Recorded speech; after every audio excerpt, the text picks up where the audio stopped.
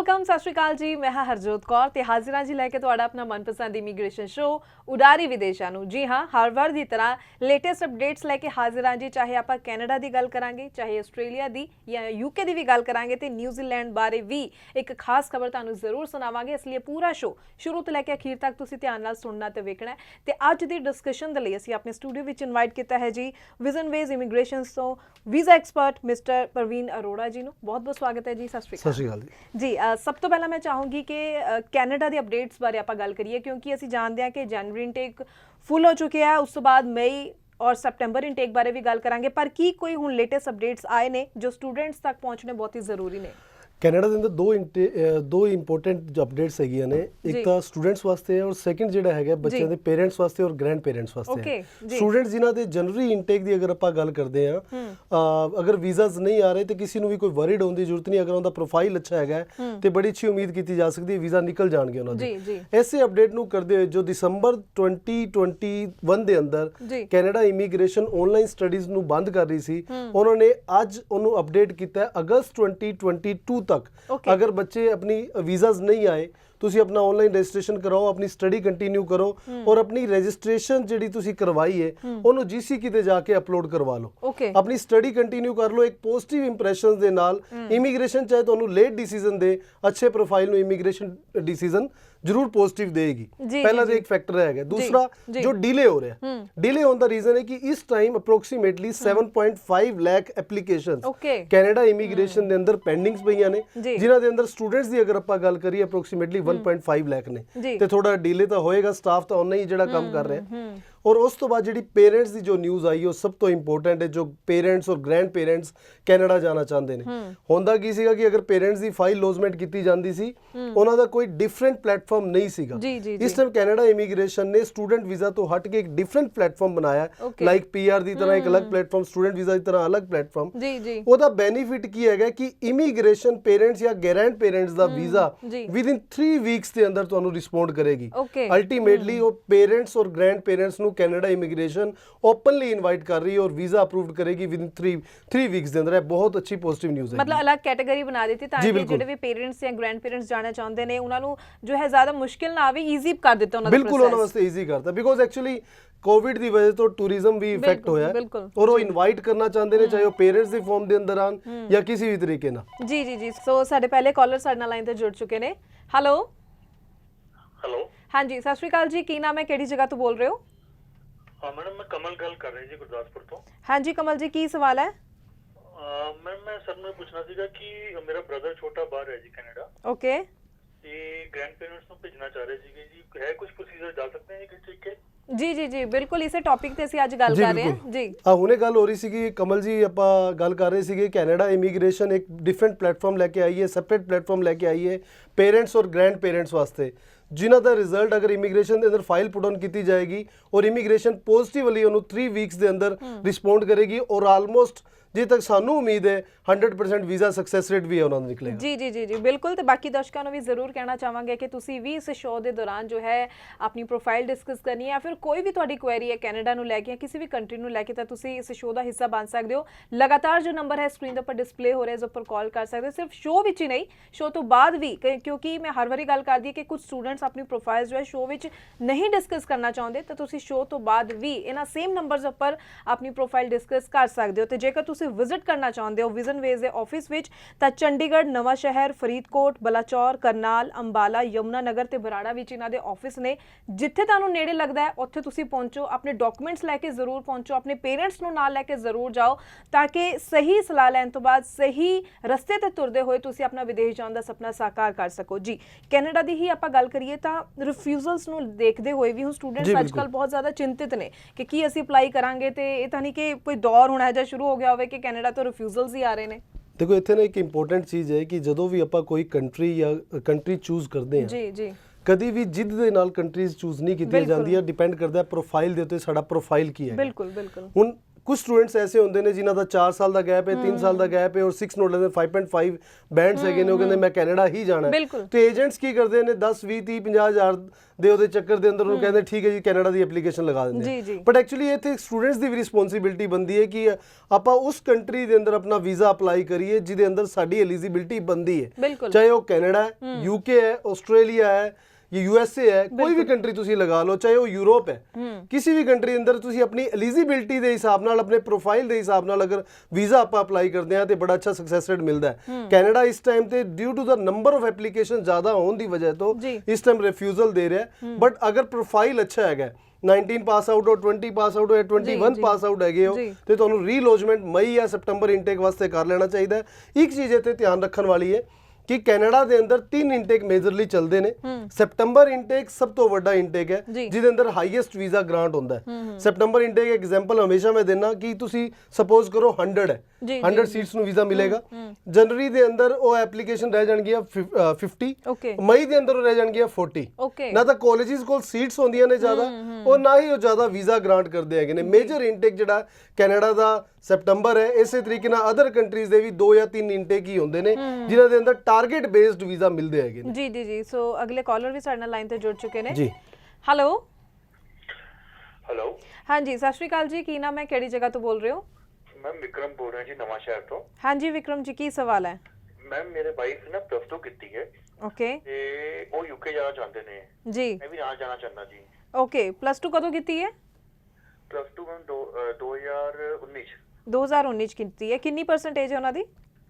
70% है मैम। 70%। हाँ जी, यानी स्पाउस वीजा भी लगाना चाहते हैं जी। देखो इतने मैं इन्होंने बोलना चाहता कि अगर 2019 पास आउट तुसी +2 की हैगी है कैनेडा ਦੇ ਅੰਦਰ तो सॉरी यूके ਦੇ ਅੰਦਰ ਤੁਸੀਂ ਜਾ ਸਕਦੇ ਹੋ, ਤੁਹਾਡੇ ਵਾਈਫ ਬੈਚਲਰ ਡਿਗਰੀ ਵਾਸਤੇ ਜਾ ਸਕਦੇ ਨੇ। ਪਰ ਜਿਸ ਤਰ੍ਹਾਂ ਕਿ ਤੁਸੀਂ ਮੈਰਿਡ ਹੋ, ਸਾਡੇ ਪੰਜਾਬ ਦੇ ਅੰਦਰ ਜਿੰਨਾ ਵੀ ਮੈਰਿਡ ਕਪਲ ਹੈਗਾ ਉਹਨਾਂ ਦੀ ਫਰਸਟ ਪ੍ਰੈਫਰੈਂਸ ਰਹਿੰਦੀ ਹੈ ਕਿ ਅਗਰ ਉਹ ਜਾਂ ਤਾਂ ਨਾਲ ਚਲੇ ਜਾਣ, ਅਗਰ ਉੱਥੇ ਜਾਣ ਤੇ ਉਹ ਵਰਕ ਵੀਜ਼ਾ ਤੇ ਜਾਣ। ਬਿਲਕੁਲ ਬਿਲਕੁਲ। ਪਰ ਇੱਥੇ ਮੈਂ ਇੱਕ ਗੱਲ ਬੋਲਾਂਗਾ ਕਿ ਅਗਰ ਤੁਸੀਂ 19 ਪਾਸ ਆਊਟ ਹੋ ਫਿਰ ਤੁਹਾਡੇ ਵਾਸਤੇ ਜੋ ਆਪਸ਼ਨ ਹੈ ਉਹ ਵਰਕ ਵੀਜ਼ਾ ਦਾ ਨਾ ਹੋ ਕੇ ਵਿਜ਼ਟਰ ਵੀਜ਼ਾ ਦਾ ਆਪਸ਼ਨ ਹੈ। ਅਗਰ 2020 ਪਾਸ ਆਊਟਸ ਨੇ ਔਰ ਮੈਰਿਜ ਉਹਨਾਂ ਦੀ ਹੋਈ ਹੈ, ਉਹ ਸਪਾਊਸ ਨਾਲ ਜਾਣਾ ਚਾਹੁੰਦਾ ਹੈ ਤੇ ਫਿਰ ਆਪਾਂ ਡਾਇਰੈਕਟ ਲੈਵਲ 7 ਦੇ ਅੰਦਰ ਮੇਨ ਐਪਲੀਕੈਂਟ ਦਾ ਐਡਮਿਸ਼ਨ ਕਰਵਾ ਕੇ ਸਪਾਊਸ ਨੂੰ ਵਰਕ ਵੀਜ਼ਾ ਤੇ ਆਪਾਂ ਭੇਜ ਸਕਦੇ ਹੈਗੇ ਆ। ਐਕਸਕਲੂਸਿਵ ਸਾਡੇ ਕੋਲ ਆਪਸ਼ਨ ਹੈਗਾ। मैं दोबारा दस देना कि +2 वाला कैंडिडेट लैवल 5-6 ਤੇ ਅਗਰ ਜਾ ਰਿਹਾ ਹੈ ਉਹਦੇ ਸਪਾਊਸ ਨੂੰ ਕਦੀ ਵਰਕ ਪਰਮਿਟ ਨਹੀਂ ਮਿਲੇਗਾ। ਅਗਰ ਉਹ ਲੈਵਲ 7 ਤੇ ਜਾ ਰਿਹਾ ਤੇ ਉਹਦੇ ਸਪਾਊਸ ਨੂੰ ਵਰਕ ਪਰਮਿਟ ਮਿਲੇਗਾ।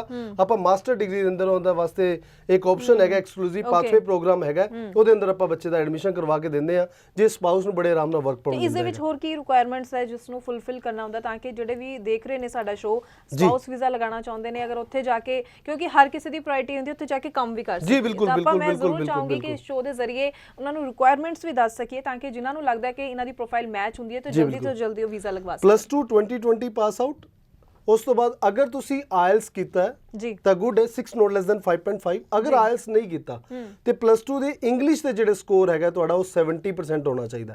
ਅਗਰ ਲੈਸ ਦੈਨ 70% ਹੈ ਤੇ ਇੱਕ ਟੈਸਟ ਹੋਏਗਾ ਲਿਸਨਿੰਗ ਔਰ ਰੀਡਿੰਗ ਦਾ, ਉਹ ਟੈਸਟ ਤੁਸੀਂ ਕਲੀਅਰ ਕਰਨਾ ਹੈ। ਤੁਹਾਡਾ ਅਪਰੋਕਸੀਮੇਟਲੀ ਹਾਫ ਐਨ ਆਵਰ ਦਾ ਟੈਸਟ ਰਹੇਗਾ, ਤੁਸੀਂ ਉਹ ਕਲੀਅਰ ਕਰੋ। ਉਸ ਤੋਂ ਬਾਅਦ ਵਿਦਆਊਟ ਆਇਲਸ ਪ੍ਰੋਗਰਾਮ ਦੇ ਅੰਦਰ ਅਗਰ ਤੁਹਾਡੇ +2 ਇੰਗਲਿਸ਼ ਦੇ ਅੰਦਰ ਮਾਰਕਸ ਤੁਹਾਡੇ ਲੈਸ ਦੈਨ 70% ਨੇ, ਅਗਰ 70% ਤੋਂ ਅਬਵ ਨੇ, ਸਿੰਪਲ ਇੱਕ ਯੂਨੀਵਰਸਿਟੀ ਇੱਕ ਸੁਟੇਬਿਲਿਟੀ ਇੰਟਰਵਿਊ ਲੈਂਦੀ ਹੈ, ਉਸ ਤੋਂ ਬਾਅਦ ਸਟ੍ਰੇਟ ਵੇ ਉਹਦਾ ਜਿਹੜਾ ਹੈਗਾ ਉਹਨੂੰ ਅਪਰੂਵਲ ਮਿਲਣ ਤੋਂ ਬਾਅਦ ਕੈਸ਼ ਰਿਲੀਜ਼ ਹੋ ਜਾਂਦਾ ਹੈ। ਓਕੇ, ਤੇ ਮੈਨੂੰ ਪੂਰੀ ਉਮੀਦ ਹੈ ਕਿ ਤੁਹਾਨੂੰ ਇਹ ਸਾਰਾ ਪ੍ਰੋਸੈਸ ਜਾਂ ਰਿਕੁਆਇਰਮੈਂਟਸ ਬਾਰੇ ਪਤਾ ਚੱਲ ਗਿਆ ਹੋਵੇਗਾ। ਪਰ ਫਿਰ ਵੀ ਅਗਰ ਕੋਈ ਡਾਊਟ ਹੈ ਤਾਂ ਉਹ ਡਾਊਟ ਨੂੰ ਆਪਣੇ ਦਿਮਾਗ ਵਿੱਚ ਨਹੀਂ ਰੱਖਣਾ, ਉਹਨੂੰ ਕਲੀਅਰ ਕਰਨਾ ਤੁਸੀਂ। ਤਾਂ ਸਕਰੀਨ ਤੇ ਜੋ ਨੰਬਰ ਡਿਸਪਲੇ ਹੋ ਰਿਹਾ ਇਸ ਉੱਪਰ ਕਾਲ ਕਰਕੇ ਆਪਣੇ ਡਾਊਟ ਨੂੰ ਕਲੀਅਰ ਜ਼ਰੂਰ ਕਰੋ, ਕਿਉਂਕਿ ਇਹ ਸ਼ੋਅ ਅਸੀਂ ਇਸੇ ਮਕਸਦ ਨਾਲ ਲੈ ਕੇ ਆਉਂਦੇ ਹਾਂ ਤਾਂ ਕਿ ਹਰ ਪ੍ਰੋਫਾਈਲ ਜਿਵੇਂ ਦੀ ਵੀ ਹੈ, ਜਿੱਥੇ ਤੁਸੀਂ ਜਾਣਾ ਚਾਹੁੰਦੇ ਹੋ, ਤੁਸੀਂ ਜੈਨੂਇਨ ਵੇ ਦੇ ਨਾਲ ਆਪਣਾ ਸੁਪਨਾ ਸਾਕਾਰ ਕਰ ਸਕੋ। ਜੀ ਅੱਗੋਂ ਮੈਂ ਆਸਟ੍ਰੇਲੀਆ ਬਾਰੇ ਵੀ ਗੱਲ ਜ਼ਰੂਰ ਕਰਨਾ ਚਾਹੂੰਗੀ। ਹੁਣ 1 ਦਸੰਬਰ ਤੋਂ ਫਲਾਈਟਸ ਓਪਨ ਹੋ ਰਹੀਆਂ ਨੇ, ਬਹੁਤ ਅੱਛੀ ਨਿਊਜ਼ ਹੈ ਜੀ। ਤੇ ਹੁਣ ਸਟੂਡੈਂਟਸ ਕਿਹੜੇ ਸਟੂਡੈਂਟਸ ਹੁਣ ਅਪਲਾਈ ਕਰ ਲੈਣ, ਕਿਉਂਕਿ ਪਹਿਲਾਂ ਤੋਂ ਹੀ ਕਈ ਆਨਲਾਈਨ ਸਟੱਡੀਜ਼ ਇੱਥੋਂ ਕਰ ਰਹੇ ਨੇ, ਉਹਨਾਂ ਦਾ ਵੀ ਰਸ਼ ਹੋਏਗਾ ਜਾਣ। ਜੀ ਬਿਲਕੁਲ। ਸਭ ਤੋਂ ਪਹਿਲੇ ਆਪਾਂ ਗੱਲ ਕਰਾਂਗੇ ਕਿ ਜਿਹੜੇ ਵੀ ਸਟੂਡੈਂਟਸ ਆਸਟ੍ਰੇਲੀਆ ਜਾਣਾ ਚਾਹੁੰਦੇ ਨੇ, ਪਹਿਲੇ ਜਿੰਨਾ ਬੈਕਲੌਗ ਪਿਆ ਇੰਡੀਆ ਦੇ ਅੰਦਰ ਅਪਰੋਕਸੀਮੇਟਲੀ 40,000 ਵਿਜ਼ਟਰਸ ਹੈਗੇ ਨੇ ਜਿਹੜੇ ਸਟੂਡੈਂਟ ਨੇ ਜਾਂ ਫਿਰ ਜਿਹੜੇ ਵਰਕ ਵੀਜ਼ਾ ਤੇ ਸੀਗੇ 485 ਵੀਜ਼ਾ ਤੇ ਜਾਂ 500 ਸਬ ਕਲਾਸ ਦੇ ਵੀਜ਼ਾ ਜਿਨ੍ਹਾਂ ਦੇ ਅਪਰੂਵਡ ਹੋਏ ਨੇ, ਪਹਿਲੇ ਉਹ ਫਲਾਈ ਕਰਨਗੇ। ਅਗਰ ਆਪਾਂ ਦੇਖੀਏ ਜਨਵਰੀ ਤੱਕ ਦੀ ਫਲਾਈਟਸ ਆਲਮੋਸਟ ਬੁੱਕ ਹੋ ਚੁੱਕੀਆਂ ਨੇ। ਬਿਲਕੁਲ। ਆਸਟ੍ਰੇਲੀਆ ਦੇ ਅੰਦਰ ਮੇਜਰ 2 ਇਨਟੇਕ ਚੱਲਦੇ ਨੇ, ਫੈਬ ਮਾਰਚ और सेकंड चलेगा जुलाई, जून और जुलाई। तो जून और जुलाई ਦੇ ਅੰਦਰ ਤਾਂ ਆਲਮੋਸਟ ਹੈਵੀ ਰਸ਼ ਹੋਣ ਜਾ ਰਿਹਾ ਹੈ ਔਰ ਫੈਬ ਮਾਰਚ ਦੇ ਅੰਦਰ ਵੀ ਬਹੁਤ ਅੱਛਾ ਵੋਲਿਊਮ ਨਿਕਲਣ ਦੀ ਸਾਨੂੰ ਉਮੀਦ ਹੈਗੀ ਹੈ। ਅਗਰ ਕੋਈ ਵੀ ਸਟੂਡੈਂਟ ਆਸਟ੍ਰੇਲੀਆ ਜਾਣਾ ਚਾਹੁੰਦਾ 6 not less than 5.5 bands for undergraduate और उन्होंने एकेडमिक स्कोर 60% मार्क्स है ने अगर स्टेट बोर्ड सेंटर बोर्ड है 65% मार्क्स ने अगर वो स्टेट बोर्ड है ਉਹਦੇ ਨਾਲ ਉਹਦੀ ਐਲੀਜੀबिलिटी बनती है कि किसी भी यूनिवर्सिटी और किसी भी कॉलेज ਦੇ ਅੰਦਰ ਐਡਮਿਸ਼ਨ ਲੈ ਸਕਦਾ ਹੈ। ਵਿਜ਼ਨ ਵੇ ਕੋਲ ਲੈਵਲ 1 ਲੈਵਲ 2 ਹਰ ਤਰੀਕੇ ਦੇ ਯੂਨੀਵਰਸਿਟੀ ਔਰ ਕਾਲਜਿਸ ਹੈਗੇ ਨੇ, ਹਰ ਸਿਟੀ ਦੇ ਅੰਦਰ ਇਹ ਆਪਸ਼ਨਸ ਹੈਗੇ ਨੇ ਜਿਹੜੇ ਬੱਚੇ ਆਸਟ੍ਰੇਲੀਆ ਦੇ ਅੰਦਰ ਫਲਾਈ ਕਰਨਾ ਚਾਹੁੰਦੇ ਨੇ। ਮਾਸਟਰ ਡਿਗਰੀ ਲਈ 6.5 not less than 6 each ਤੇ ਵੀ ਮਾਸਟਰ ਆਪਸ਼ਨ ਹੈ। ਅਗਰ 6.5 not less than 5.5 ਹੈ ਤਾਂ ਵੀ ਅਵੇਲੇਬਲ ਆਪਸ਼ਨਸ ਹੈਗੇ ਨੇ ਸਾਡੇ ਕੋਲ। ਅਗਰ ਸਪਾਊਸ ਉਹਨਾਂ ਦੇ ਨਾਲ ਜਾਣਾ ਚਾਹੁੰਦਾ ਹੈ ਆਸਟ੍ਰੇਲੀਆ ਦੇ ਅੰਦਰ, ਅਗਰ ਪ੍ਰੋਫਾਈਲ ਅੱਛਾ ਹੈ ਫਿਰ ਆਪਾਂ ਸਪਾਊਸ ਨੂੰ ਵੀ ਨਾਲ ਰਿਕਮੈਂਡ ਕਰਕੇ ਹਸਬੈਂਡ ਵਾਈਫ ਦੋਨੋਂ ਨੂੰ ਇਕੱਠੇ ਆਪਾਂ ਆਸਟ੍ਰੇਲੀਆ ਭੇਜ ਸਕਦੇ ਹਾਂ ਜੀ। ਪਰ ਮੇਰਾ ਨਾ ਇੱਕ ਸਵਾਲ ਬਹੁਤ ਹੈ ਕਿ ਇਹ ਸਾਨੂੰ ਜੋ ਕੁਐਰੀ ਸਾਡੇ ਕੋਲ ਵੀ ਆਂਦੀ ਸਟੂਡੈਂਟਸ ਦੀ, ਉਹਨਾਂ ਨੂੰ ਐਕਚੁਅਲੀ ਡਾਊਟ ਰਹਿੰਦਾ ਕਈ ਸਟੂਡੈਂਟਸ ਨੂੰ ਕਿ ਆਸਟ੍ਰੇਲੀਆ ਅਸੀਂ ਸਟੱਡੀ ਵੀਜ਼ਾ ਤੇ ਚਲੇ ਜਾਂਦੇ ਲੇਕਿਨ ਬਾਅਦ ਚ ਪੀਆਰ ਨੂੰ ਲੈ ਕੇ ਬੜੀ ਦਿੱਕਤ ਆਂਦੀ ਹੈ। ਦੇਖੋ ਸਭ ਤੋਂ ਮੈਂ ਹਮੇਸ਼ਾ ਆਪਣੇ ਸਟੂਡੈਂਟਸ ਨੂੰ ਬੋਲਦਾ ਪੀਆਰ ਨੂੰ ਲੈ ਕੇ ਹਰ ਕੰਟਰੀ ਦੇ ਅੰਦਰ ਪ੍ਰੋਬਲਮ ਹੈ। ਅਗਰ जिस टाइम पे फाइल लॉजमेंट होती है चाहे वो कैनेडा है या ऑस्ट्रेलिया है या यूके है, एक स्टेटमेंट ऑफ पर्पस जाता है। बिल्कुल वो स्टेटमेंट ऑफ पर्पस के अंदर आप वड्डी वड्डी गल्लां लिखते हैं कि आप यूनिवर्सिटी क्यों चूज की, कोर्स क्यों चूज किया, इनू करन तो बाद मेरा करियर की होएगा। पर साडा स्टूडेंट जदों उत्थे लैंड करता है उस कंट्री के अंदर तो उन्हें ज्ञान देने वाले बहुत बंदे मिल जाते हैं। वो बोलते हैं कि यूनिवर्सिटी बड़ी महंगी है तो इत्थे क्यों जा रहा है।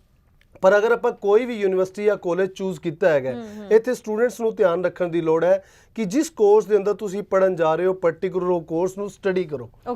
ਅਗਰ ਤੁਸੀਂ ਉਹ ਕੋਰਸ ਨੂੰ ਸਟੱਡੀ ਕਰਦੇ ਹੋ ਤੇ ਤੁਹਾਡੀ ਉੱਥੇ ਕ੍ਰੈਡੀਬਿਲਿਟੀ ਪ੍ਰੂਫ ਹੁੰਦੀ ਹੈ। ਇਮੀਗ੍ਰੇਸ਼ਨ ਨੂੰ ਲੱਗਦਾ ਹੈ, ਉੱਥੇ ਦੀ ਗਵਰਨਮੈਂਟ ਨੂੰ ਇਹ ਲੱਗਦਾ ਹੈ ਕਿ ਇਹ ਸਟੂਡੈਂਟ ਆਲਰੇਡੀ ਵਰਕਆਊਟ ਕਰਕੇ ਆਇਆ ਹੈ, ਇਹਨੇ ਆਪਣੀ ਸਟੱਡੀ ਕੰਪਲੀਟ ਕੀਤੀ ਹੈ ਤੇ ਆਪਾਂ ਉਸ ਤੋਂ ਬਾਅਦ ਵਰਕ ਪਰਮਿਟ ਮਿਲਦਾ ਤੇ ਉਸ ਕੰਟਰੀ ਦੀ ਵੀ ਰਿਸਪੌਂਸਿਬਿਲਿਟੀ ਬਣਦੀ ਹੈ ਕਿ ਅਗਰ ਇਸ ਕੰਟਰੀ ਦੇ ਅੰਦਰ ਕੋਈ ਬੱਚਾ ਆਇਆ ਪਾਰਟਿਕੂਲਰ ਸਟੱਡੀ ਕੀਤੀ ਹੈ ਡੈਫੀਨਿਟਲੀ ਉਹ ਸਟੇ ਬੈਕ ਦਾ ਆਫਰ ਉਹਨਾਂ ਨੂੰ ਦਿੰਦੇ ਨੇ ਔਰ ਪੀਆਰ ਮਿਲਦੀ ਹੈ। ਕਦੀ ਵੀ ਤੁਸੀਂ ਨੋਟ ਕਰ ਲੈਣਾ ਕਿ ਜੋ ਸਟੂਡੈਂਟਸ ਜਿਨ੍ਹਾਂ ਨੂੰ ਸਟੂਡੈਂਟਸ ਨੂੰ ਆਸਟ੍ਰੇਲੀਆ 'ਚ ਪੀਆਰ ਨਹੀਂ ਮਿਲ ਰਹੀ ਜਾਂ ਫਿਰ ਯੂਕੇ ਦੇ ਅੰਦਰ ਨਹੀਂ ਮਿਲਦੀ, ਉਹ ਸਟੂਡੈਂਟਸ ਹੈਗੇ ਨੇ ਜਿਨ੍ਹਾਂ ਨੇ ਇੱਥੋਂ ਸਟੱਡੀ ਕਰਨ ਗਏ, ਉੱਥੇ ਜਾ ਕੇ ਉਹਨਾਂ ਨੇ ਆਪਣੇ ਕਾਲਜ ਯੂਨੀਵਰਸਿਟੀ ਕੋਰਸ ਚੇਂਜ ਕਰ ਲਏ ਔਰ ਉਸ ਤੋਂ ਬਾਅਦ ਉਹਨਾਂ ਨੇ मतलब स्टूडेंट्स मैं बोलदा पंजाबियां ਨੂੰ ਕਿ ਅਗਰ ਆਪਾਂ ਉੱਥੇ ਜਾਂਦੇ ਆ ਨਾ ਜਦੋਂ ਆਪਾਂ ਕਾਲਜ ਔਰ ਯੂਨੀਵਰਸਿਟੀ ਚੇਂਜ ਕਰਦੇ ਆ ਫੀਸ ਨੂੰ ਬਚਾਉਣ ਵਾਸਤੇ ਉਹਦੇ ਨਾਲੋਂ ਵੱਧ ਪੈਸਾ ਤੁਸੀਂ ਬਾਅਦ ਚੋਂ ਪੀਆਰ ਲੈਣ ਵਾਸਤੇ ਖਰਚ ਕਰ ਲੈਂਦੇ ਹੋ। ਇੱਥੇ ਗਲਤੀ ਸਾਡੀ ਖੁਦ ਦੀ ਹੁੰਦੀ ਹੈ, ਕਿਸੇ ਹੋਰ ਦੀ ਗਲਤੀ ਨਹੀਂ ਹੁੰਦੀ। ਬਿਲਕੁਲ ਸਹੀ ਕਿਹਾ ਤੁਸੀਂ, ਕਿਉਂਕਿ ਅਕਸਰ ਅਸੀਂ ਇਹ ਚੀਜ਼ ਦੇਖਦੇ ਹਾਂ ਕਿ ਸਟੂਡੈਂਟਸ ਫਿਰ ਬਾਅਦ ਵਿੱਚ ਕੰਸਲਟੈਂਟਸ ਨੂੰ ਬਲੇਮ ਕਰਦੇ ਨੇ ਕਿ ਸਾਨੂੰ ਇੱਥੋਂ ਕੁਝ ਕਹਿ ਕੇ ਭੇਜਿਆ ਤੇ ਉੱਥੇ ਸਾਡੇ ਪੀਆਰ 'ਚ ਪ੍ਰੋਬਲਮ ਆ ਰਹੀ ਹੈ। ਸੋ ਅਸੀਂ ਖੁਦ ਵੀ ਇਹ ਦੇਖੀਏ ਕਿ ਅਸੀਂ ਕਿਸ ਤਰੀਕੇ ਨਾਲ ਪਹਿਲਾਂ ਸ਼ੁਰੂਆਤ ਕੀਤੀ ਆਪਣੀ ਪ੍ਰੋਫਾਈਲ ਦੇ ਉੱਪਰ ਔਰ ਉੱਥੇ ਜਾ ਕੇ ਅਸੀਂ ਕੀ ਕਰ ਰਹੇ ਹਾਂ। ਸੋ ਬਿਲਕੁਲ ਜੋ ਸਹੀ ਕੰਸਲਟੈਂਟ ਤੁਹਾਨੂੰ ਸਹੀ ਸਲਾਹ ਦਿੰਦਾ ਉਸ ਦੇ ਅਕੋਰਡਿੰਗਲੀ ਸਹੀ ਤਰ੍ਹਾਂ ਚੱਲਦੇ ਜਾਓਗੇ ਤਾਂ ਲੌਂਗ ਟਰਮ ਪੀਆਰ ਵੀ ਤੁਹਾਡੇ ਲਈ ਬਹੁਤ ਈਜ਼ੀ ਹੈ। ਸੋ ਇਸ ਕਰਕੇ ਇਹੀ ਜਾਣਕਾਰੀ ਇਹੀ ਗੱਲਾਂ ਤੁਹਾਡੇ ਤੱਕ ਪਹੁੰਚਾਉਣ ਲਈ ਅਸੀਂ ਸ਼ੋਅ ਲੈ ਕੇ ਆਨੇ ਆ, ਕਿਉਂਕਿ ਸਿਰਫ ਵੀਜ਼ਾ ਹਾਸਲ ਕਰਨਾ ਹੀ ਤੁਹਾਡੀ ਮੰਜ਼ਿਲ ਨਹੀਂ ਹੈ। ਉੱਥੇ ਪਹੁੰਚ ਕੇ ਫਿਰ ਨਵੀਂ ਸ਼ੁਰੂਆਤ ਹੁੰਦੀ ਹੈ, ਉਹਨੂੰ ਵੀ ਸਹੀ ਤਰੀਕੇ ਨਾਲ ਤੁਸੀਂ ਕਿਵੇਂ ਤੈਅ ਕਰਨਾ ਆਪਣੀ ਮੰਜ਼ਿਲ ਨੂੰ, ਉਹ ਵੀ ਜਾਣਕਾਰੀ ਅਸੀਂ ਤੁਹਾਡੇ ਤੱਕ ਪਹੁੰਚਾਉਣਾ ਚਾਹੁੰਦੇ ਹਾਂ ਤਾਂ ਕਿ ਤੁਸੀਂ ਆਪਣਾ ਫਿਊਚਰ ਬ੍ਰਾਈਟ ਕਰੋ, ਆਪਣੇ ਪੇਰੈਂਟਸ ਦੇ ਸੁਪਨੇ ਸਾਕਾਰ ਕਰ ਸਕੋ। ਇੱਥੇ ਮੈਂ ਹੁਣ ਜਾਣਨਾ ਵੀ ਚਾਹੂੰਗੀ ਕਿ ਲਾਈਕ ਸੁਣਨ ਨੂੰ ਇਹ ਵੀ ਚੀਜ਼ਾਂ ਆਉਂਦੀਆਂ ਕਿ ਅਗਰ ਆਪਾਂ ਜਿਵੇਂ ਕੈਨੇਡਾ ਦੀ ਗੱਲ ਕਰੀਏ ਬਹੁਤ ਸਾਰੀ ਫਾਈਲਸ ਲੱਗੀਆਂ ਤਾਂ ਰਿਫਿਊਜ਼ਲਸ ਆਏ, ਹੁਣ ਆਸਟ੍ਰੇਲੀਆ ਖੁੱਲ ਰਿਹਾ ਇੱਕਦਮ ਰਸ਼ ਪਏਗਾ, ਕਿ ਇੱਥੇ ਵੀ ਅਸੀਂ ਇਹ ਦੇਖ ਸਕਦੇ ਹਾਂ ਕਿ ਹੋ ਸਕਦਾ ਹੈ ਕਿ ਰਿਫਿਊਜ਼ਲਸ ਦਾ ਇੱਥੇ ਵੀ ਸਿਲਸਿਲਾ ਸ਼ੁਰੂ ਹੋਏਗਾ? ਬਿਲਕੁਲ ਬਿਲकुल ਬਿਲकुल देखो कोई भी कंट्री जो वीज़ा अपना ओपन कर दिए चाहे Australia Canada UK USA Europe कोई भी कंट्री है it's all about their targets. ਜਦੋਂ ਉਹਨਾਂ ਦੇ ਟਾਰਗੇਟਸ ਹੈਗੇ ਨੇ ਤਾਂ ਉਹਨਾਂ ਦਾ ਪ੍ਰੋਫਾਈਲਸ ਕੁਝ ਨਹੀਂ ਚੈੱਕ ਕਰ ਰਹੇ ਔਰ ਤੁਹਾਨੂੰ ਸਟ੍ਰੇਟ ਵੀਜ਼ਾ ਦੇ ਰਹੇ ਨੇ। ਜਦੋਂ ਉਹਨਾਂ ਦੇ ਟਾਰਗੇਟਸ ਪੂਰੇ ਹੋ ਜਾਣਗੇ ਉਹ ਤੁਹਾਨੂੰ ਰਿਫਿਊਜ਼ਲਸ ਵੀ ਡੈਫੀਨਿਟਲੀ ਦੇਣਗੇ, ਉਹ ਸਾਨੂੰ ਉਹਦੇ ਵਾਸਤੇ ਤਿਆਰ ਰਹਿਣਾ ਚਾਹੀਦਾ। ਜੀ ਜੀ ਆਸਟ੍ਰੇਲੀਆ ਦੇ ਅੰਦਰ ਸਿਰਫ ਸਾਨੂੰ ਇੱਕ ਹੀ ਮੌਕਾ ਮਿਲਦਾ ਚਾਹੇ ਕੋਈ ਵੀ ਸਟੂਡੈਂਟਸ ਹੈ, ਅਗਰ ਤੁਹਾਡਾ ਪ੍ਰੋਫਾਈਲ ਯੂਨੀਵਰਸਿਟੀ ਦੇ ਕ੍ਰਾਈਟੇਰੀਆ ਨੂੰ ਮੈਚ ਕਰਦਾ ਹੈ, ਜੀਟੀ ਤੁਹਾਡੀ ਓਕੇ ਹੈ, ਤਾਂ ਹੀ ਸਾਨੂੰ ਆਸਟ੍ਰੇਲੀਆ ਦਾ ਵੀਜ਼ਾ ਅਪਲਾਈ ਕਰਨਾ ਚਾਹੀਦਾ ਹੈ, ਅਦਰਵਾਈਜ਼ ਆਸਟ੍ਰੇਲੀਆ ਵੀਜ਼ਾ ਅਪਲਾਈ ਨਹੀਂ ਕਰਨਾ ਚਾਹੀਦਾ। ਕਾਰਨ ਕੈਨੇਡਾ ਦੇ ਅੰਦਰ ਤੁਸੀਂ ਅਗਰ ਵੀਜ਼ਾ ਤੁਹਾਡਾ ਰਿਫਿਊਜ਼ ਹੋ ਗਿਆ ਤੁਸੀਂ ਸੈਕਿੰਡ ਟਾਈਮ ਅਪਲਾਈ ਕਰ ਲੋਗੇ, ਥਰਡ ਟਾਈਮ ਕਰ ਲੋਗੇ, फोर्थ टाइम कर लोगे और कैनेडा लास्ट के अंदर ऑन और एवरेज above 80% वीजा अप्रूव करता है। पर आस्ट्रेलिया के अंदर अगर एक बार वीजा ਤੁਹਾਡਾ ਰਿਫਿਊਜ਼ ਹੋ ਗਿਆ ਫਿਰ ਉਸ ਤੋਂ ਸੈਕਿੰਡ ਟਾਈਮ ਤੁਸੀਂ ਲੋਜਮੈਂਟ ਨਹੀਂ ਕਰ ਪਾਓਗੇ ਜਦ ਤੱਕ ਤੁਹਾਡਾ ਪ੍ਰੋਫਾਈਲ ਚੇਂਜ ਨਹੀਂ ਹੁੰਦਾ। ਪ੍ਰੋਫਾਈਲ ਕਿਦਾਂ ਅਗਰ +2 ਤੋਂ ਬਾਅਦ ਤੁਹਾਡੀ ਰਿਫਿਊਜ਼ਲ ਹੈ ਕਿ ਉਸ ਤੋਂ ਬਾਅਦ ਤੁਸੀਂ ਬੈਚਲਰ ਡਿਗਰੀ ਕਰ ਲਈ ਤਾਂ ਤੁਹਾਡਾ ਪ੍ਰੋਫਾਈਲ ਚੇਂਜ ਹੋ ਗਿਆ। ਅਦਰਵਾਈਜ਼ ਅਗਰ ਆਪਾਂ ਕਹੀਏ ਕਿ +2 ਕਰ ਲਈ ਜਾਂ ਗ੍ਰੈਜੂਏਸ਼ਨ ਤੋਂ ਬਾਅਦ ਆਪਾਂ ਅਪਲਾਈ ਕੀਤਾ ਰਿਫਿਊਜ਼ ਹੋ ਗਿਆ ਆਪਾਂ ਦੂਜੀ ਯੂਨੀਵਰਸਿਟੀ ਲਗਾ ਦਈਏ, ਐਸਾ ਪੋਸੀਬਲ ਨਹੀਂ ਹੈ। ਤੇ ਮੈਂ ਜੋ ਸਟਾਰਟਿੰਗ ਵਿੱਚ ਆਪਾਂ ਗੱਲ ਕੀਤੀ ਸੀ ਕਿ ਸਾਨੂੰ ਜੋ ਚੂਜ਼ ਕਰਨਾ ਚਾਹੀਦਾ ਆਪਣੇ ਪ੍ਰੋਫਾਈਲ ਦੇ ਹਿਸਾਬ ਨਾਲ ਆਪਣੀ ਕੰਟਰੀਜ਼ ਨੂੰ ਚੂਜ਼ करना चाहिए। जी जी जी बिल्कुल, बड़ा ही खास पॉइंट है चाहे ਕੈਨੇਡਾ ਤੋਂ ਰਿਫਿਊਜ਼ਲ ਲੱਗ ਗਈ ਹੈ, ਆਸਟ੍ਰੇਲੀਆ ਲਈ ਅਪਲਾਈ ਕਰ ਸਕਦੇ ਹੋ, ਲੇਕਿਨ ਬਹੁਤ ਤਰੀਕੇ ਨਾਲ, ਬਹੁਤ ਸਹੀ ਗਾਈਡੈਂਸ ਦੇ ਨਾਲ ਆਸਟ੍ਰੇਲੀਆ ਲਈ ਆਪਣੀ ਫਾਈਲ ਲਗਾਓ, ਕਿਉਂਕਿ ਜਿਵੇਂ ਕਿ ਹੁਣ ਇਹਨਾਂ ਨੇ ਦੱਸਿਆ ਕਿ ਇੱਕ ਵਾਰ ਵੀ ਰਿਫਿਊਜ਼ਲ ਲੱਗਦੀ ਹੈ ਤਾਂ ਦੁਬਾਰਾ ਤੁਹਾਨੂੰ ਆਪਣੀ ਪ੍ਰੋਫਾਈਲ ਚੇਂਜ ਕਰਨੀ ਪੈਂਦੀ ਹੈ, ਫਰਦਰ ਸਟੱਡੀਜ਼ ਇੱਥੇ ਤੁਹਾਨੂੰ ਕਰਨੀਆਂ ਪੈਣਗੀਆਂ, ਤਾਂ ਹੀ ਤੁਸੀਂ ਅੱਗੋਂ ਫਿਰ ਆਸਟ੍ਰੇਲੀਆ ਲਈ ਅਪਲਾਈ ਕਰ ਸਕੋਗੇ। ਤੇ ਹੋਰ ਮੈਂ ਅਪਡੇਟ ਇਸ ਬਾਰੇ ਜ਼ਰੂਰ ਜਾਣਨਾ ਚਾਹੂੰਗੀ ਤੁਹਾਡੇ ਤੋਂ, ਕਿਉਂਕਿ ਆਸਟ੍ਰੇਲੀਆ ਦੀ ਗੱਲ ਆਉਂਦੀ ਹੈ ਤਾਂ ਕੋਰਸ ਸਿਲੈਕਸ਼ਨ ਬਹੁਤ ਹੀ ਜ਼ਿਆਦਾ ਖਾਸ ਰੋਲ ਪਲੇ ਕਰਦਾ ਹੈ ਸਟੂਡੈਂਟਸ ਲਈ। ਕਿਸ ਤਰ੍ਹਾਂ ਦੀ ਕੋਰਸ ਸਿਲੈਕਸ਼ਨ ਉੱਪਰ ਫੋਕਸ ਕਰਨ ਸਟੂਡੈਂਟਸ? ਅੱਜ ਦੀ ਡੇਟ ਦੇ ਅੰਦਰ ਚਾਹੇ ਆਪਾਂ ਕੈਨੇਡਾ ਦੀ ਗੱਲ ਕਰੀਏ ਜਾਂ ਆਸਟ੍ਰੇਲੀਆ ਦੀ ਗੱਲ ਕਰੀਏ, ਜੋ ਐਸਓਪੀ ਹੈ ਨਾ, ਸਟੇਟਮੈਂਟ ਆਫ ਪਰਪਸ ਜੋ ਬਣ ਰਹੀ ਹੈ, ਵਿਜ਼ਨ ਵੇ ਹਰ ਇੱਕ ਬੱਚੇ ਨੂੰ ਸਟੇਟਮੈਂਟ ਆਫ ਪਰਪਸ ਜਿਹੜਾ ਹੈਗਾ ਉਹਦੇ ਅੰਦਰ ਅਸਿਸਟੈਂਸ ਕਰਦਾ ਹੈਗਾ ਔਰ ਬੱਚਿਆਂ ਨੂੰ ਗਾਈਡ ਕਰਦਾ ਹੈ ਕਿ ਤੁਸੀਂ ਆਪਣੀ ਐਸਓਪੀ ਖੁਦ ਬਣਾਓ। ਔਰ ਐਸਓਪੀ ਜਿਹੜੀ ਬੜਾ ਕੀ ਰੋਲ ਪਲੇ ਕਰਦੀ ਹੈ, ਚਾਹੇ ਆਸਟ੍ਰੇਲੀਆ ਜਾਂ ਕੈਨੇਡਾ ਹੈ। ਆਸਟ੍ਰੇਲੀਆ ਤੁਸੀਂ ਗੱਲ ਕੀਤੀ ਗਈ ਹੈ, ਅਗਰ ਸਾਡਾ ਪ੍ਰੋਫਾਈਲ ਦੇ ਹਿਸਾਬ ਨਾਲ ਸਾਡੀ ਕੋਰਸ ਸਿਲੈਕਸ਼ਨ ਅੱਛੀ ਨਹੀਂ ਹੈ, ਯੂਨੀਵਰਸਿਟੀ ਜਿਹੜੀ ਆਪਾਂ ਜਾਂ ਕਾਲਜ ਜਿਹੜਾ ਚੂਜ਼ ਕਰ ਰਹੇ ਹਾਂ ਉਹਦਾ ਲੈਵਲ ਸਹੀ ਨਹੀਂ ਹੈਗਾ, ਸਾਡੀ ਜੀਟੀ ਸਾਡੀ ਕਲੀਅਰ ਨਹੀਂ ਹੈਗੀ, ਤੇ ਵੀਜ਼ਾ ਦੇ ਰਿਫਿਊਜ਼ਲ ਦੇ ਚਾਂਸਸ ਜ਼ਿਆਦਾ ਨੇ। ਅਗਰ ਇਹ ਸਭ ਚੀਜ਼ਾਂ, ਸਭ ਫੈਕਟਰਸ ਨੂੰ ਆਪਾਂ ਕੰਸੀਡਰ ਕਰਕੇ ਹੀ ਆਸਟ੍ਰੇਲੀਆ ਦਾ ਵੀਜ਼ਾ ਅਪਲਾਈ ਕਰਨਾ ਚਾਹੀਦਾ ਹੈ। ਔਰ ਐਸਓਪੀ ਸਟੇਟਮੈਂਟ ਆਫ ਪਰਪਸ ਬੜੀ ਹੀ ਕੀ ਰੋਲ ਪਲੇ ਕਰਦੀ ਹੈ ਸਾਡਾ ਵੀਜ਼ਾ ਦੇ ਅੰਦਰ। ਜੀ ਜੀ ਜੀ, ਬਿਲਕੁਲ ਸਹੀ ਕਿਹਾ ਤੁਸੀਂ। ਤੇ ਇੱਕ ਸਵਾਲ ਆਪਾਂ ਚਾਹੇ ਪਹਿਲਾਂ ਇੱਕ ਪ੍ਰੋਫਾਈਲ ਡਿਸਕਸ ਵੀ ਕਰਕੇ ਹਟਿਆ, ਸਪਾਊਸ ਵੀਜ਼ਾ ਨੂੰ ਲੈ ਕੇ ਮੈਂ ਜ਼ਰੂਰ ਪੁੱਛਣਾ ਚਾਹੂੰਗੀ, ਕਿਉਂਕਿ ਬਹੁਤ ਸਾਰੇ ਸਵਾਲ ਇਹ ਵੀ ਰਹਿੰਦੇ ਨੇ ਕਿ ਅਸੀਂ ਸਪਾਊਸ ਨੂੰ ਨਾਲ ਹੀ ਲੈ ਕੇ ਜਾਣਾ ਚਾਹੁੰਦੇ ਹਾਂ। ਕੈਨੇਡਾ ਨੂੰ ਲੈ ਕੇ ਸਵਾਲ ਨੇ ਕਿ ਕਿੰਨੀ ਕੁ ਪੋਸਿਬਿਲਿਟੀਜ਼ ਸਪਾਊਸ ਵੀਜ਼ਾ ਦੇ ਨਾਲ ਕੈਨੇਡਾ ਦੀ? ਇਸ ਟਾਈਮ ਤੇ ਜੋ ਕਰੰਟ ਸਿਨੈਰੀਓ ਚੱਲ ਰਿਹਾ ਹੈ, ਬਹੁਤ ਅੱਛੀ ਨਿਊਜ਼ ਨਹੀਂ ਹੈਗੀ। ਜਿਹੜੇ ਕਪਲਸ ਵੇਟ ਕਰ ਰਹੇ ਹੈਗੇ ਨੇ, ਜਿਹੜੇ ਸਪਾਊਸ ਵੇਟ ਕਰ ਰਹੇ ਨੇ ਕਿ ਉਹਨਾਂ ਦਾ ਵੀਜ਼ਾ ਦਾ ਕਿਵੇਂ ਹੋਏਗਾ। ਕੁਛ ਕਈ ਵਾਰ ਇਮੀਗ੍ਰੇਸ਼ਨ ਵੱਲੋਂ ਨਿਊਜ਼ ਇਹ ਵੀ ਆ ਰਹੀ ਹੈ, ਕੈਨੇਡਾ ਇਮੀਗ੍ਰੇਸ਼ਨ ਵੱਲੋਂ, ਕਿ ਜਦੋਂ ਸਟੂਡੈਂਟ ਇਥੋਂ ਸਟੱਡੀ ਵੀਜ਼ਾ ਤੇ ਗਿਆ ਔਰ ਉਹ ਵਰਕ ਵੀਜ਼ਾ ਤੇ ਜਦੋਂ ਪਹੁੰਚ ਜਾਏਗਾ 2 ਸਾਲ ਦੀ ਸਟੱਡੀ ਤੋਂ ਬਾਅਦ, ਜਦੋਂ ਉਹਨੂੰ 3 ਸਾਲ ਦਾ ਵਰਕ ਵੀਜ਼ਾ ਮਿਲੇਗਾ ਤਾਂ ਉਸ ਤੋਂ ਬਾਅਦ ਉਹਨੂੰ ਵੀਜ਼ਾ ਦੇਣ ਦੀ ਉਮੀਦ ਕਰ ਸਕਦੇ ਹੈਗੇ ਆ ਆਪਾਂ।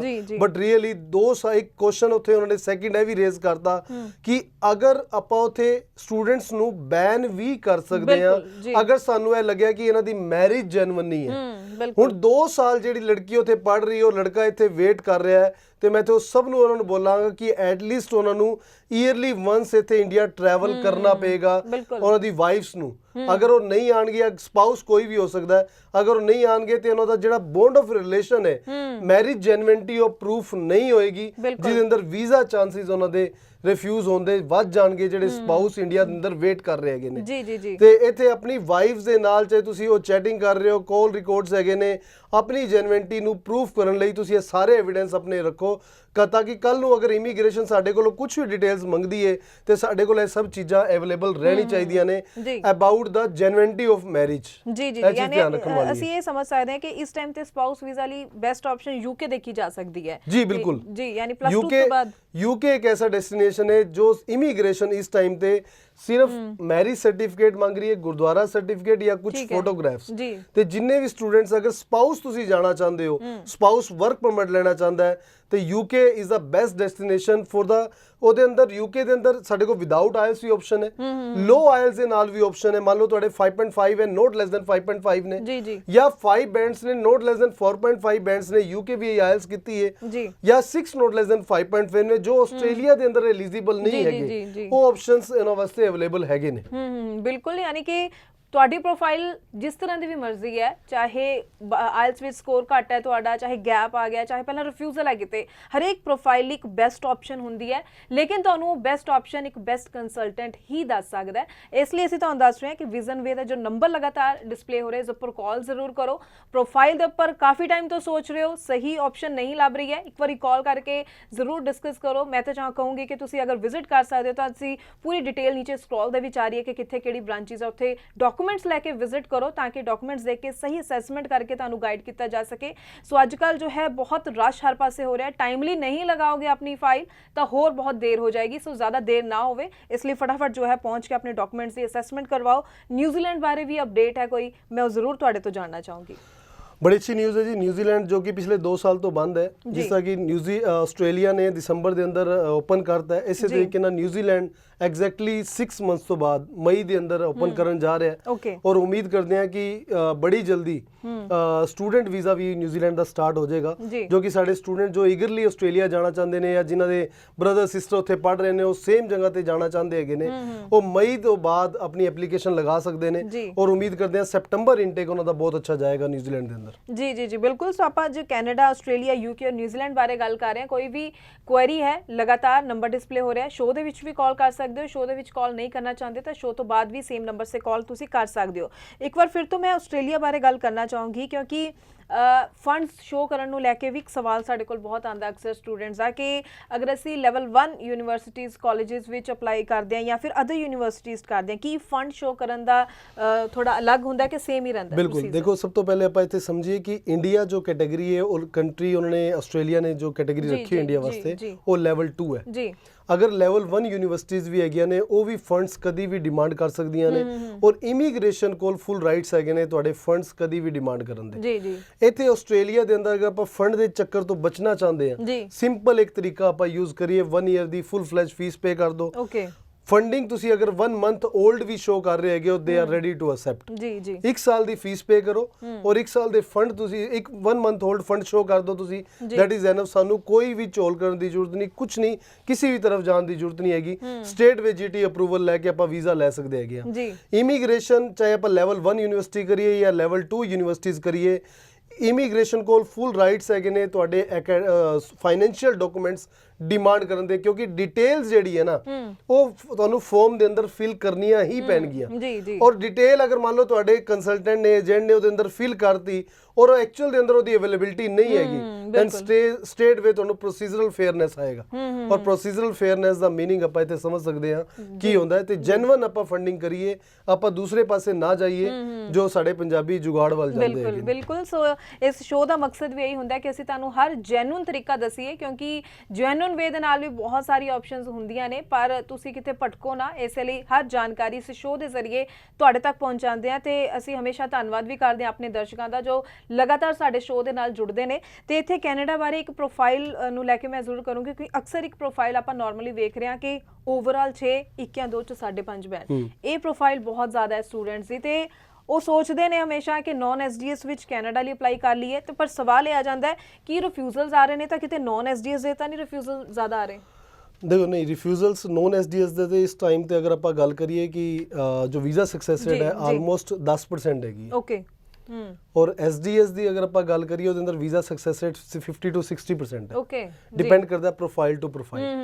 ਪਰ ਐਸਡੀਐਸ ਕੈਟਾਗਰੀ ਅਗਰ ਹੈਗੀ ਹੈ, ਇੱਕ ਵਾਰ ਰਿਫਿਊਜ਼ ਹੋ ਗਿਆ, ਸੈਕਿੰਡ ਟਾਈਮ ਰੀਲੋਜਮੈਂਟ ਕਰਦੀ ਹੈ, ਵੀਜ਼ਾ ਨਿਕਲਣ ਦੇ ਚਾਂਸਸ ਨੇ, ਥਰਡ ਟਾਈਮ ਰੀਲੋਜਮੈਂਟ ਕਰਦੀ ਹੈ ਤਾਂ ਵੀਜ਼ਾ ਨਿਕਲਣ ਦੇ ਚਾਂਸਸ ਹੈਗੇ ਨੇ। ਜੋ ਐਸਡੀਐਸ ਨੌਨ ਐਸਡੀਐਸ ਕੈਟਾਗਰੀ ਹੈ, ਮੈਂ ਸਟਾਰਟਿੰਗ ਵਿੱਚ ਵੀ ਗੱਲ ਕੀਤੀ ਕਿ ਪ੍ਰੋਫਾਈਲ ਜਿੱਦ ਨਾਲ ਆਪਾਂ ਆਪਸ਼ਨ ਚੂਜ਼ ਨਾ ਕਰੀਏ। ਅਗਰ ਸਾਨੂੰ ਲੱਗਦਾ ਹੈ ਕਿ ਆਪਾਂ ਇੰਪਰੂਵਮੈਂਟ ਨਹੀਂ ਕਰ ਪਾਵਾਂਗੇ ਕੈਨੇਡਾ, ਮਤਲਬ ਕੈਨੇਡਾ ਵਾਸਤੇ ਐਸਡੀਐਸ 6 ਚ ਨਹੀਂ ਲੈ ਸਕਦੇ, ਫਿਰ ਸਾਨੂੰ ਅਲਟਰਨੇਟ ਕੰਟਰੀਜ਼ ਵੱਲ ਆਪਸ਼ਨ ਦੇਖਣਾ ਚਾਹੀਦਾ ਹੈ, ਤਾਂ ਕਿ ਨਾ ਤਾਂ ਤੁਹਾਡਾ ਟਾਈਮ ਖਰਾਬ ਹੋਏ ਨਾ ਪੇਰੈਂਟਸ ਦਾ ਪੈਸਾ ਖਰਾਬ ਹੋਏ। ਇਨੀਸ਼ੀਏਟਿਵ ਅਗਰ ਤੁਸੀਂ ਸਹੀ ਕੰਸਲਟੈਂਟ ਦਾ ਸੁਜੈਸ਼ਨ ਲਓਗੇ ਤੇ ਤੁਹਾਨੂੰ ਸਹੀ ਆਪਸ਼ਨਸ ਦੇ ਨਾਲ ਤੁਸੀਂ ਆਪਣੇ ਡੈਸਟੀਨੇਸ਼ਨ ਤੇ ਪਹੁੰਚ ਪਾਓਗੇ। ਜੀ ਜੀ ਜੀ, ਬਿਲਕੁਲ। ਸੋ ਜਿੰਨਾ ਵੀ ਪ੍ਰੋਫਾਈਲਸ ਮੈਂ ਜਿਵੇਂ ਅੱਜ ਖਾਸ ਤੌਰ ਤੇ ਫੋਕਸ ਕੀਤਾ ਓਵਰਆਲ 6, 1 2 5.5 ਨੌਨ ਐਸਡੀਐਸ ਜਿਹੜੀ ਕੈਟਾਗਰੀਜ਼ ਨੇ, ਪਲੀਜ਼ ਉਹਨਾਂ ਤੇ ਅਸੀਂ ਫੋਕਸ ਇਸ ਲਈ ਕਰ ਰਹੇ ਹਾਂ ਕਿਉਂਕਿ ਬਹੁਤ ਜ਼ਿਆਦਾਤਰ ਪ੍ਰੋਫਾਈਲਸ ਇਸੇ ਤਰ੍ਹਾਂ ਨਾਲ ਮੈਚ ਕਰ ਰਹੀਆਂ ਨੇ। ਸੋ ਤੁਸੀਂ ਆਪਣਾ ਟਾਈਮ ਸਹੀ ਤਰੀਕੇ ਨਾਲ ਯੂਟਿਲਾਈਜ਼ ਕਰੋ। ਹੋਰ ਆਪਸ਼ਨਸ ਅੱਜ ਆਸਟ੍ਰੇਲੀਆ ਵੀ ਖੁੱਲ ਚੁੱਕਿਆ ਹੈ, ਯੂਕੇ ਵੀ ਅੱਛੀ ਆਪਸ਼ਨ ਹੈ। ਸੋ ਇੱਕ ਬੈਸਟ ਕੰਸਲਟੈਂਟ ਕੋਲ ਆਪਣੇ ਡਾਕੂਮੈਂਟਸ ਜ਼ਰੂਰ ਲੈ ਕੇ ਜਾਓ, ਕਿਉਂਕਿ ਸਿਰਫ ਆਇਲਸ ਸਕੋਰ ਮੈਟਰ ਨਹੀਂ ਕਰਦਾ, ਤੁਹਾਡੀ ਕੁਆਲੀਫਿਕੇਸ਼ਨ ਗੈਪ ਕਿੰਨਾ ਹੋ ਚੁੱਕਿਆ, ਤੁਹਾਡੀ ਪੜ੍ਹਾਈ ਕਿਸ ਤਰ੍ਹਾਂ ਦੀ, ਕਿਸ ਤਰ੍ਹਾਂ ਦੇ ਕੋਰਸਿਸ ਪਹਿਲਾਂ ਤੁਸੀਂ ਲਏ ਨੇ, ਅੱਗੋਂ ਕਿਸ ਤਰ੍ਹਾਂ ਦੇ ਕੋਰਸਿਸ ਤੇ ਤੁਸੀਂ ਐਡਮਿਸ਼ਨ ਲੈਣਾ ਚਾਹੁੰਦੇ ਹੋ, ਬਹੁਤ ਕੁਝ ਮੈਟਰ ਕਰਦਾ ਹੈ। ਇਸ ਲਈ ਇੱਕ ਬੈਸਟ ਕੰਸਲਟੈਂਟ ਹੀ ਤੁਹਾਨੂੰ ਚੰਗੀ ਗਾਈਡੈਂਸ ਦੇ ਸਕਦਾ ਹੈ। ਤੁਹਾਡੇ ਡਾਕੂਮੈਂਟਸ ਦੇਖਣ ਤੋਂ ਬਾਅਦ ਜਾਂਦੇ ਜਾਂਦੇ ਇੱਕ ਛੋਟਾ ਜਿਹਾ ਮੈਸੇਜ ਤੁਹਾਡੇ ਤੋਂ ਸਟੂਡੈਂਟਸ ਦੇ ਲਈ ਜ਼ਰੂਰ ਲੈਣਾ ਚਾਹਾਂਗੀ ਤਾਂ ਕਿ ਉਹ ਦੇਰ ਨਾ ਕਰਨ, ਕਿਉਂਕਿ ਕਈ ਵਾਰ ਸੋਚਦੇ ਹੀ ਉਹ ਬਹੁਤ ਸਾਰਾ ਟਾਈਮ ਵੇਸਟ ਕਰ ਦਿੰਦੇ ਆ। ਮੈਂ ਸਟੂਡੈਂਟਸ ਨੂੰ ਇਹ ਬੋਲਣਾ ਚਾਹਾਂਗਾ ਕਿ ਆਪਣੇ ਪ੍ਰੋਫਾਈਲ ਦੇ ਹਿਸਾਬ ਨਾਲ ਤੁਸੀਂ ਕੰਟਰੀ, ਕੋਰਸ ਚੂਜ਼ ਕਰੋ। ਐਸਓਪੀ ਤੇ ਬਹੁਤ ਜ਼ਿਆਦਾ ਫੋਕਸ ਕਰਨਾ, ਆਪਾਂ ਚਾਹੇ ਕਿਸੇ ਵੀ ਕੰਟਰੀ ਦਾ ਵੀਜ਼ਾ ਅਪਲਾਈ ਕਰੀਏ। ਅਗਰ ਤੁਸੀਂ ਮੈਨੂੰ ਪਰਸਨਲੀ ਮਿਲਣਾ ਚਾਹੁੰਦੇ ਹੈਗੇ ਹੋ, ਮੋਸਟ ਵੈਲਕਮ ਹੈ। ਤੁਸੀਂ ਸਾਡੇ ਨੀਚੇ ਦਿੱਤੇ ਨੰਬਰਾਂ ਤੇ ਤੁਸੀਂ ਕਾਲ ਕਰਕੇ ਅਪਾਇੰਟਮੈਂਟ ਫਿਕਸ ਅਪ ਕਰ ਸਕਦੇ ਹੋ ਔਰ ਮੈਨੂੰ ਮਿਲ ਸਕਦੇ ਹੋ ਮੇਰੇ ਨੀਅਰ ਬਾਈ ਆਫਿਸਿਸ ਦੇ ਅੰਦਰ। ਜੀ ਥੈਂਕ ਯੂ ਜੀ। ਤੇ ਤੁਹਾਡਾ ਬਹੁਤ ਬਹੁਤ ਧੰਨਵਾਦ ਕਿ ਤੁਸੀਂ ਅੱਜ ਬਹੁਤ ਖਾਸ ਗੱਲਾਂ ਸਾਡੇ ਸਟੂਡੈਂਟਸ ਨਾਲ, ਸਾਡੇ ਦਰਸ਼ਕਾਂ ਨਾਲ ਸਾਂਝੀਆਂ ਕੀਤੀਆਂ। ਬਹੁਤ ਬਹੁਤ ਧੰਨਵਾਦ ਤੁਹਾਡਾ। ਤੇ ਇਸ ਦੇ ਨਾਲ ਹੀ ਹੁਣ ਮੈਨੂੰ ਯਾਨੀ ਕਿ ਹਰਜੋਤ ਕੌਰ ਨੇ ਵੀ ਦਿਓ ਇਜਾਜ਼ਤ। ਧੰਨਵਾਦ।